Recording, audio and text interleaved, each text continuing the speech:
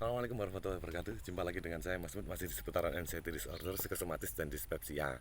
Di hari ini eh, saya ingin berbicara sedikit sedikit serius tentang pikiran negatif ya, pikiran negatif.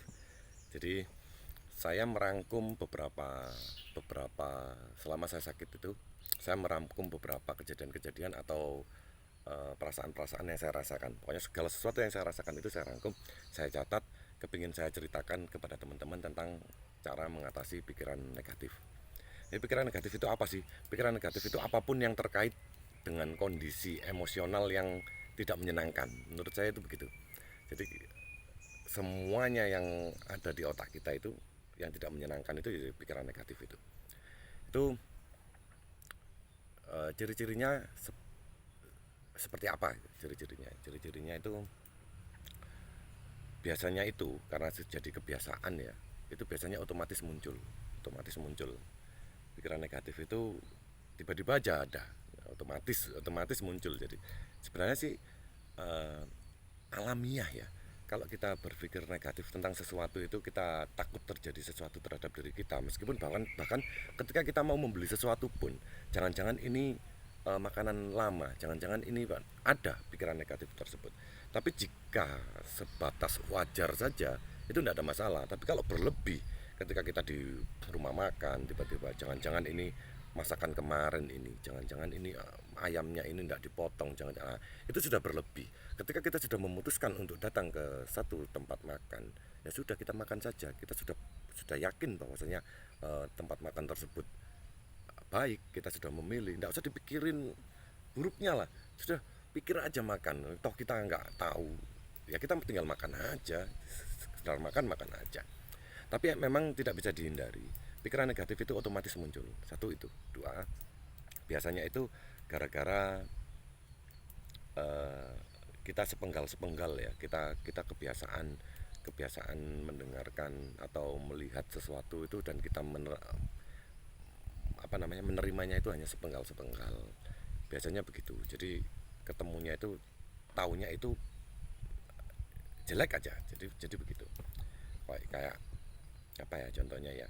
Ketika ketika kita mendengarkan berita kematian, innalillahi wa inna ilaihi rajiun gitu, telah meninggal dunia bapak ini, terus ketika kita ikut ngelayat, kita tanya sakitnya apa, lah keluarganya bercerita bahwa ini komplikasi, satu umurnya sudah tua, nomor dua dia ada penyakit kencing manis, terus gagal ginjal, jantung, ini, dan yang terakhir sakit yang dikeluhkan itu di perutnya, semacam lambungnya itu sakit.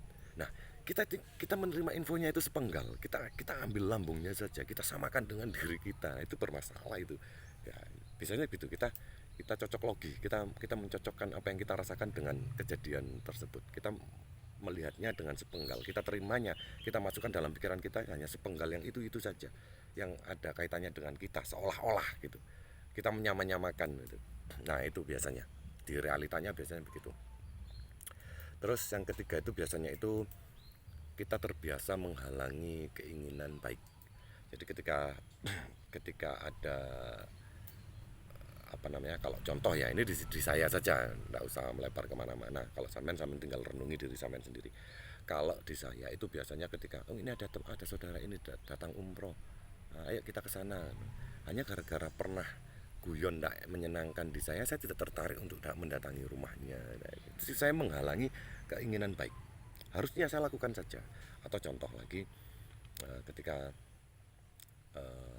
nganggur banget pagi, harusnya kita bisa ada waktu untuk sholat duha, tapi kita lebih asik untuk bermalas-malasan, hanya pegang gadget kita gitu, atau melakukan aktivitas yang lain yang kurang bermanfaat ya. Itu salah satu menghalang-halangi keinginan baik gitu.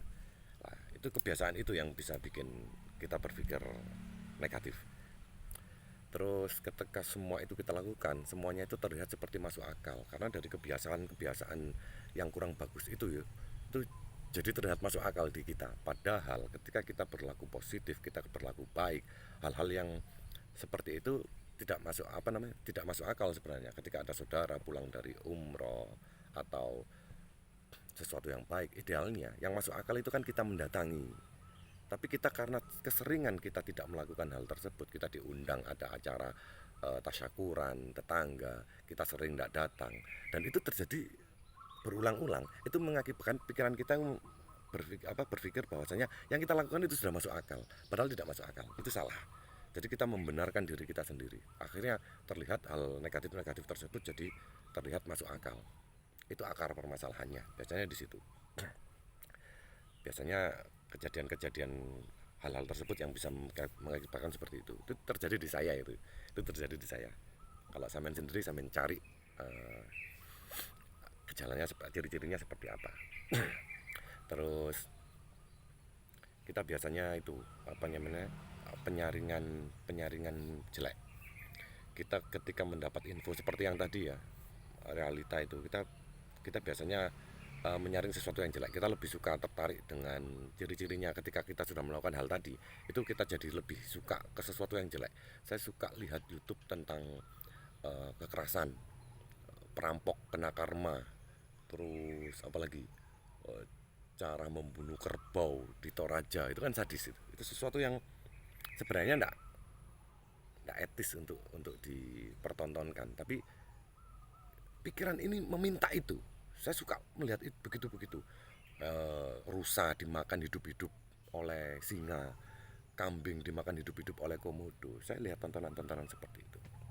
Jatuhnya akhirnya jadi seperti itu. Saya tertarik untuk melihat hal-hal tersebut. Terus kita terlalu saklek ya. Kalau nggak hitam ya putih, ya begitu biasanya. Kalau nggak sukses ya gagal. Kalau nggak yin ya yang. Kalau nggak baik ya buruk, kalau nggak surga ya neraka. Nah, biasanya begitu, cenderungnya begitu. Kita melihat orang atau melihat diri kita sendiri, wah saya gagal, langsung begitu, langsung kita ngomong saya gagal, saya nggak sukses, saya gagal gitu.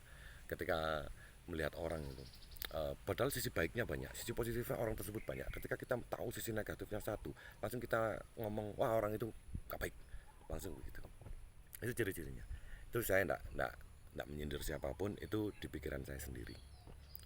Terus ada pengulangan yang berlebihan ya, sama aja saya biasanya mengulang-ulang sesuatu yang berlebihan itu tadi. Jadi ada yang ditakutkan yang berulang-ulang dan berlebihan dan macam-macamnya itu. Biasanya terus setelah itu menyimpulkan terburu-buru. Saya ini nyaratnya ini tertulisannya saya ingat aja. Biasanya ini terburu-buru menyimpulkan sesuatu biasanya ya. Itu juga nggak bagus. Itu ciri-ciri orang berpikiran negatif. Itu langsung belum selesai orang ngomong itu kita sudah menyimpulkan sendiri. Biasanya begitu. Ketika anak memberikan cerita gitu, tadi itu saya nggak suka ya, ada begini. Kamu sendiri berarti yang salah, harusnya jadi orang itu. Nah, kita menyimpulkan sendiri, langsung kita salahkan anak kita, padahal kita belum selesai.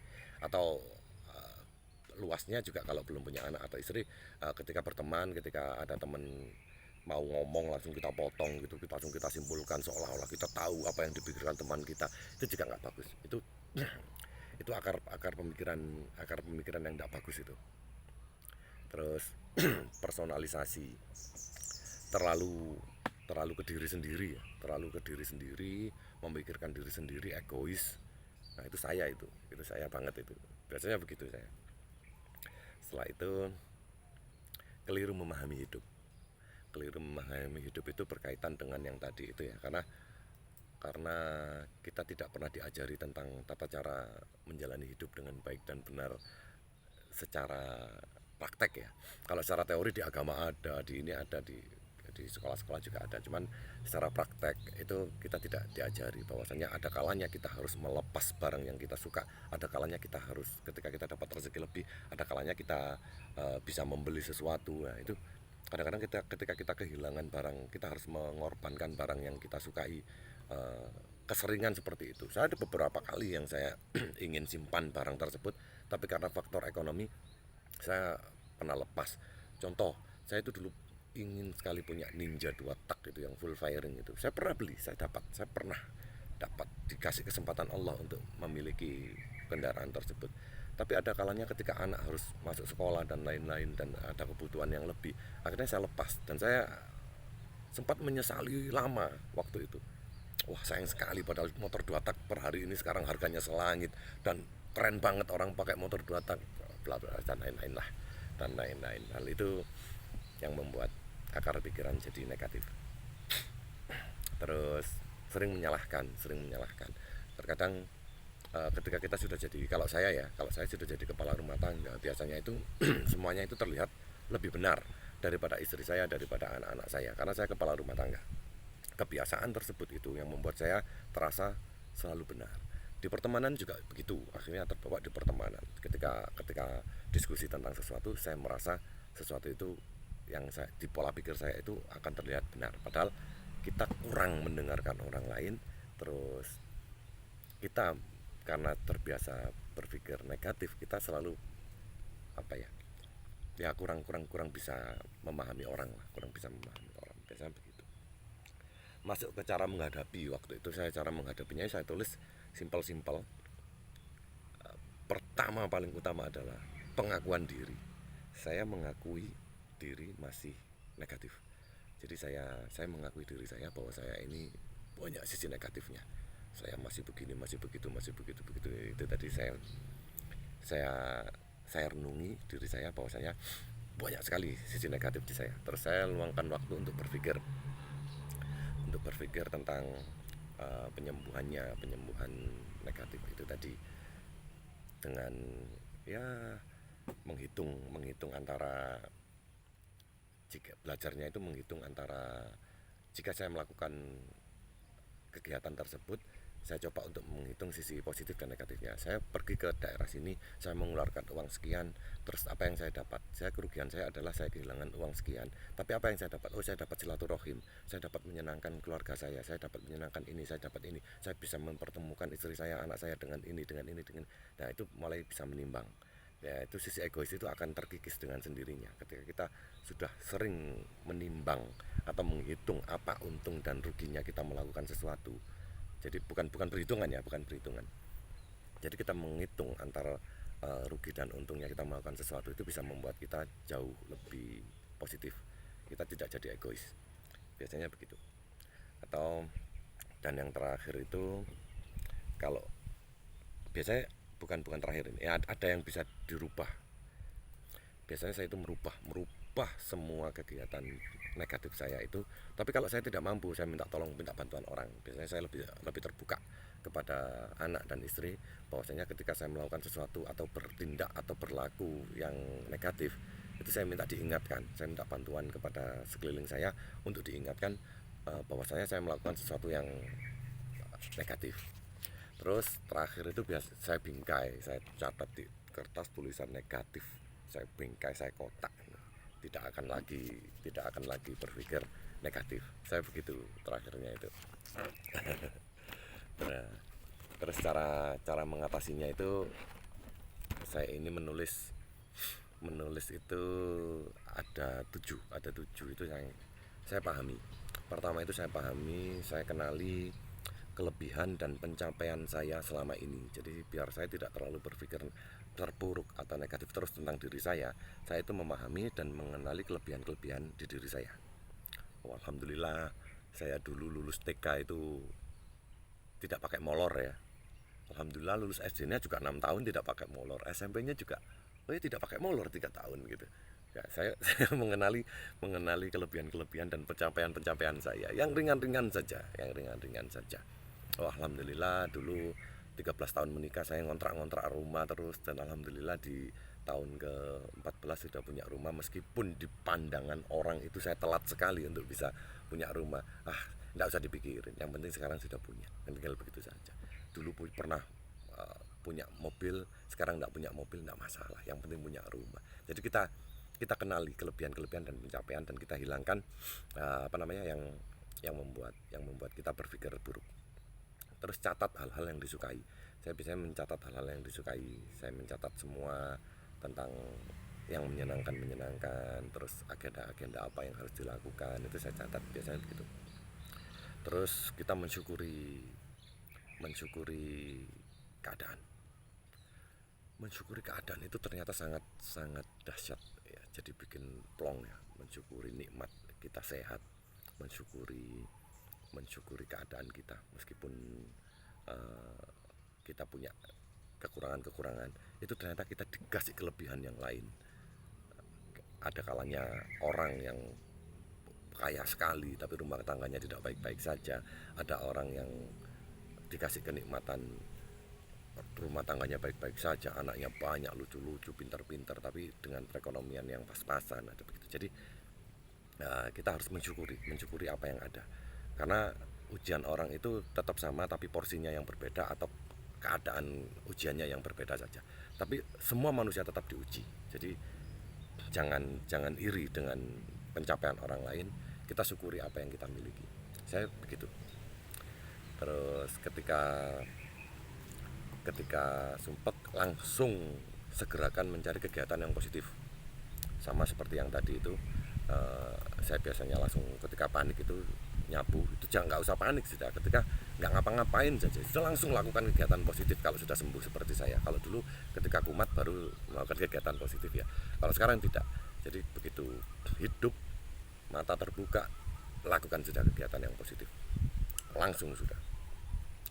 Terus ketika ada masalah, dengarkan afirmasi positif atau self talk. Kadang-kadang berbicara pada diri sendiri, kamu ini sehat, kamu kenapa sih lambung masih sakit? Oh enggak, sudah sembuh gitu. Oh ya udah, makanya agak dijaga sedikit biar lambungnya semakin sehat ya. Semakin, ya gitu-gitu saja lah. Tapi paling paling asik itu kita mendengarkan ilmu-ilmu baru, afirmasi yang positif, detok otak atau cara meriset otak, begitu-begitu itu didengarkan, itu untuk wawasan, untuk menambah pengetahuan. Terus jaga kesehatan, pasti saya berpola hidup sehat sekarang. Saya jalan kaki hampir setiap hari. Putus putus di puasa kemarin, sempat agak kambuh, ternyata tidak jadi itu ya, dari video saya sebelumnya itu olahraga itu saya olahraga terus setiap hari. Alhamdulillah masih dikasih kesehatan. Saya jaga betul tentang kesehatan, makanan dan lain-lain. Saya jaga kesehatan. Terus yang tidak kalah penting itu di poin 6 yang saya rasakan istimewa itu adalah relax. Hidup serileks mungkin, perbanyak humor, jadilah manusia periang yang suka guyon-guyon. Jika tidak bisa, jika Anda orang yang kaku, tidak bisa guyon, belajarlah dari video-video YouTube tentang guyon-guyonan itu. Lihatlah video-video tentang guyon-guyon itu. Nanti sama lama kelamaan sampai akan terbiasa untuk apa namanya, guyon. Jadi kalau nggak guyon itu nggak enak. Sampean akhirnya sering godain. Kalau sampean punya istri ya godain istri. Kalau sudah punya anak, apalagi punya anak kecil, godain anak, godain teman-teman. Kita mengumpulkan cerita-cerita lucu untuk diceritakan kepada teman. Kita beralih pikiran negatif itu, kita ke pikiran positif. Saya sering mencari bahan lucu-lucu untuk saya ceritakan kepada komunitas pertemanan saya itu, biar ketika bisa melihat mereka tertawa sampai terpingkal-pingkal itu ada kepuasan tersendiri. Sampai ada omongan ternyata lucu ini, menyenangkan, itu ada kepuasan tersendiri. Saya mencoba untuk beralih dari orang yang serius, yang selalu begini itu apa ya, alisnya begini doang, serius banget gitu, jadi orang yang murah senyum. Saya membiasakan diri untuk senyum, ketemu dengan siapapun senyum, bahkan ketemu dengan tetangga saya yang saya pernah ada konflik itu saya tetap senyum, meskipun dianya tidak pernah senyum sampai detik ini, tetap saya senyum saja. Artinya saya memperbaiki kualitas diri, tapi dianya tidak ada masalah. Yang penting kualitas diri saya yang lebih baik, saya memperbaiki itu. Dan nomor 6 yang terakhir, belajar hal baru. Belajar hal baru yang semula saya tidak sering baca, cobalah untuk membaca artikel-artikel di handphone. Kan ada, kan handphone selalu dalam genggaman. Baca artikel, jangan selalu menonton sesuatu yang buruk-buruk, yang negatif. Baca sesuatu yang baru tentang apapun itu yang menyenangkan diri,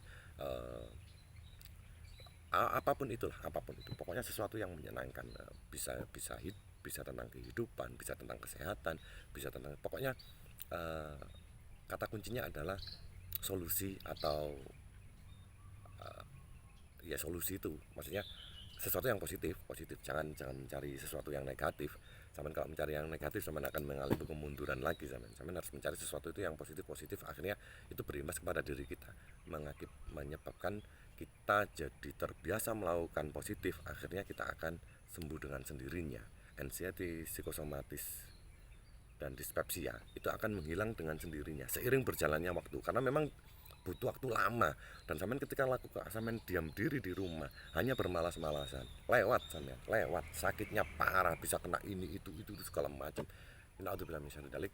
Sampean semoga bisa semangat menyingkirkan aura negatif di diri kita. Kita ambil aura positif, kita tanamkan ke diri kita agar kita bisa jadi pribadi yang lebih baik dan lebih sehat lagi. Terima kasih sudah melihat video saya. Assalamualaikum warahmatullahi wabarakatuh.